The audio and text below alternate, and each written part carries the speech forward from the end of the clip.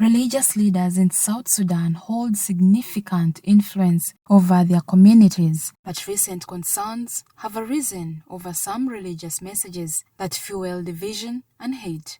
As the nation strives for peace and unity, faith leaders from different backgrounds are speaking out to condemn hate speech and urge messages of love and reconciliation. Mark Lowe Joseph, diocesan youth leader in the Episcopal Diocese of Juba, strongly condemns hate speech from religious platforms, emphasizing that the youth stand for unity and love in a nation still healing from conflict. In the strongest term possible, I do condemn such kind of hate speech or messages that are circulated by the religious leaders. We are in a country where we need unity instead of division or hate. We need love. So therefore, it is unnecessary to spread a message of hate and division. Echoing these sentiments, Sheikh Abdallah Baraj highlights that Islam promotes peace and brotherhood, calling on religious leaders to use their platforms to unite rather than divide communities. الخطاب الديني هو الخطاب الذي يجذب القلوب، ونحن في الإسلام القرآن الكريم والسنة النبوية الشريفة نصوص كثيرة بتأمر بالوحدة، فنحن في الإسلام مأمورين بأن ننشر الوحدة بين الناس وننشر المحبة بين الناس على أساس الأخوة الإيمانية. From the Christian perspective, Father Martin Ochaya Lino, Secretary General of the Sudan and South Sudan Catholic Bishops' Conference, highlights the harmful impact of hate speech and urges religious leaders and the public to reject incitement and embrace peace. The effect of hate speeches is actually mobilization, because people mobilize to fight. And war, as we have known for the many years we have experienced, war is not a friend. War is deadly, it's an enemy. And so I will say to especially social media warriors, both within the country and abroad, because diaspora also, they do their part from afar, you know, through the keyboard, and it reaches here, and toxic, completely toxic, to the point that people begin to see each other with suspicion. But in reality, when you go to some of these rhetoric, they are all empty. There's really nobody who is bad in a country. There's no tribe which is totally bad in a country. There are individuals who, because of maybe their failure to embrace a peaceful way of doing things, who create this kind of thing. And we will tell them, don't ever incite violence, don't ever incite wars, because the consequence is not good even for them. Speaking during the recent Catholic Bishops' Conference, Cardinal Martin Muller calls on faith leaders to reject hate speech and division, urging them to be instruments of peace and reconciliation in their sermons and community engagements. Reject the rhetoric of division, because it only portions our unity, as we now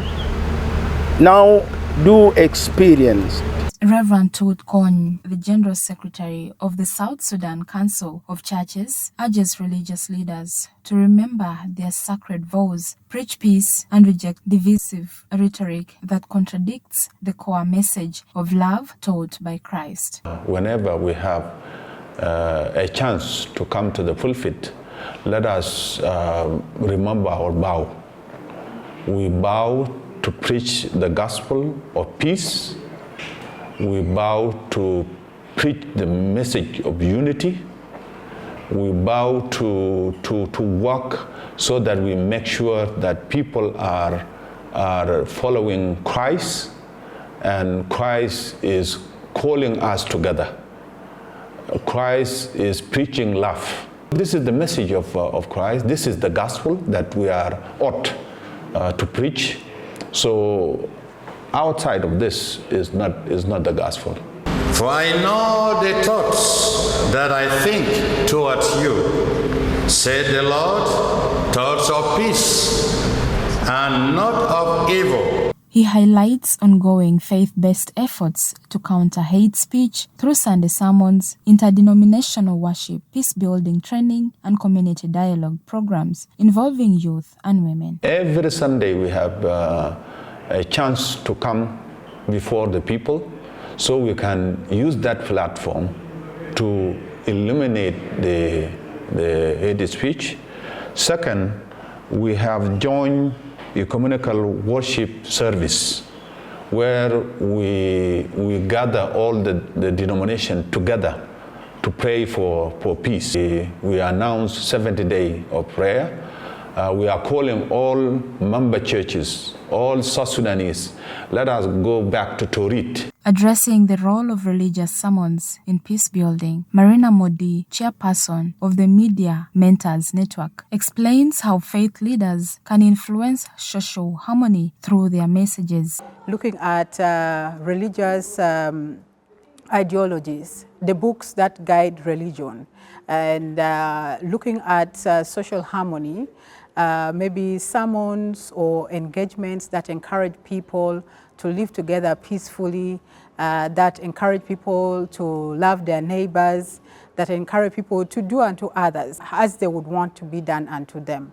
But then also there are complexities that have put religious institutions in a place where it becomes challenging to bring people together. Bodies that govern religious institutions or umbrella bodies under religious institutions, majority of them, or the ones we have seen, have actually advocated for peace and coexistence, but sometimes individuals within this category may sometimes go astray in their sermons, in their expressions. She further emphasizes the critical role journalists have in amplifying these positive messages of unity. Intentionality is a very important thing. There's need for a certain level of intentionality from the media itself, seeking out these stories proactively, having interviews with the religious leaders, including even those who may have been spreading sermons that may disagree with peace, because these engagements help to understand where they are coming from, but then also if they feel, right, if they feel that what they have said or what they are actually promoting is actually what they would want to see, or if it serves the community for good. So religious leaders, for the different activities that they're doing for peace, they should actually work on collaborating with the press, with media, with journalists to share these stories, because the media amplifies. The media shows different sides of the story. As South Sudan navigates the challenges of peace building, religious leaders stand united in calling for an end to hate speech. They urge all South Sudanese to embrace love, tolerance, and peaceful coexistence as the foundation for a united and prosperous nation. This story is reported with a grant from Journalists for Human Rights under the Tackling Misinformation and Disinformation Project, funded by the Peace and Stabilization Program of the Government of Canada. Jabe Janet Emmanuel, King TV.